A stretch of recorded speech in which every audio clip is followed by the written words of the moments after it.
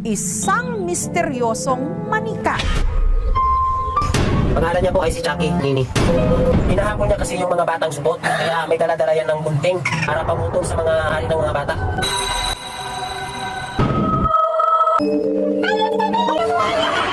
Ngayon ay binata na ako, umalis na dito yung dating nakatira. Si Chucky Nini, miniwan lang din nila. Eh, hindi ho ba kayo natakot, sir?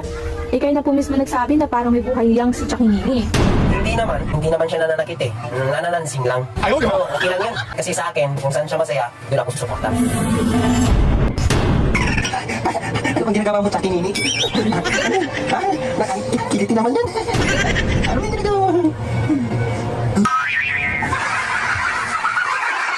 Chucky, ba't nilagyan mo ako ng chikinini? Ikaw talaga, langhiya ka.